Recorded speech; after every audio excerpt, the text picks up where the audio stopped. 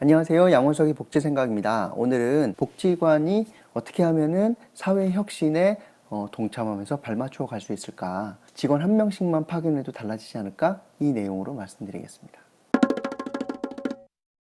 이게 서울에 있는 종합사회복지관에 좀 한정된 내용이긴 한데요.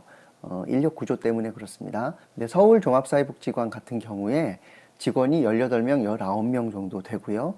그런데 평가와 관련해서는 서울형 평가 올해 받으면서 서비스 제공팀 그리고 지역조직팀 각각 2개 사업씩 해서 4개의 사업과 관련해 가지고 평가를 받고, 사례관리팀은 10개의 케이스에 대해서 3년간 평가를 받는 대상으로 선정을 했거든요.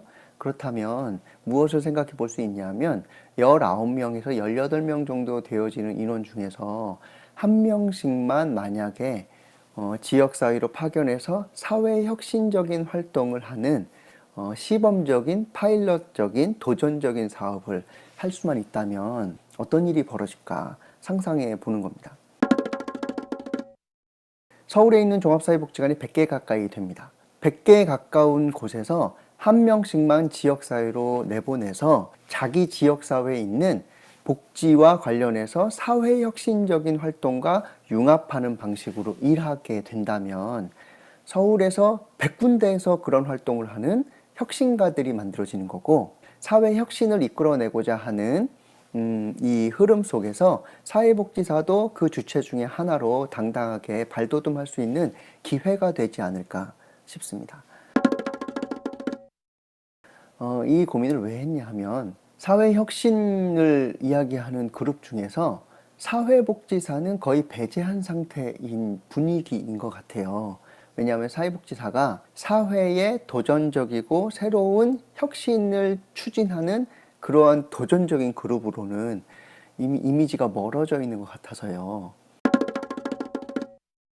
근데 사실 종합사회복지관만큼 그리고 사회복지사만큼 사회혁신을 이루어낼 수 있는 여건을 갖고 있고 또 경험을 갖고 있는 직업도 많지 않다라고 저는 개인적으로 생각하거든요. 그렇다면 서울에 있는 복지관, 특히 종합사회복지관에서만이라도 직원들을 한 명씩만 파견해서 3년간 그 지역사회 안에서 사회혁신을 이끌어낼 수 있는 좀 자유롭게 도전적인 활동을 할 수 있을 만한 그런 자율권을 좀 부여하면서 활동해 볼 수 있다면 저는 서울이 들썩거릴 것 같거든요. 그리고 서울이 들썩거릴 수 있다고 한다면, 그렇다면 종합사회복지관의 정체성 그리고 종합사회복지관의 사회적 지평도 훨씬 더 넓힐 수 있을 거라고 생각합니다.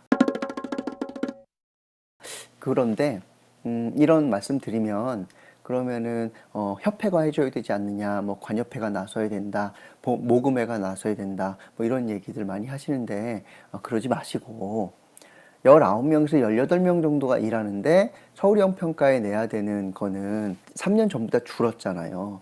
그렇다면 이 정도는 관장님 권한 하에서 결단에 따라서 해볼 수 있는 것이고, 만약에 서울에 10개 기관 정도의 관장님들만 합의하신다 하더라도 서울에서 10곳에서 10명의 활동가가 활동할 수 있게 되는 거잖아요. 사회혁신가들로서. 그렇게 되면 사회복지사에게도 그리고 종합사회복지관에도 도움이 되니 이런 활동들을 해보시면 어떨까, 이런 생각들을 해봤습니다. 이렇게 아이디어 차원으로 말씀드리는 것은 실제로 해본 것은 아니고 이렇게 해보면 어떨까 상상하면서 궁리한 거라서 매우 거칠고, 그리고 구체적인 방법은 아직 저도 모르겠으나 이런 아이디어들이 계속해서 끊임없이 이야기되고 그러다가 도전하는 기관이 생기고, 그렇게 해서 물론 힘들고 어렵고 또 시행착오도 겪겠지만 이런 활동들이 많아지면 우리 복지계에도 조금 더 생동감이 넘치는 활동들이 되지 않을까 싶어서 이 코너를 유지해 보려고 합니다. 예, 그럼 오늘 여기까지 진행해 보겠습니다. 양원석의 복지생각이었습니다. 고맙습니다.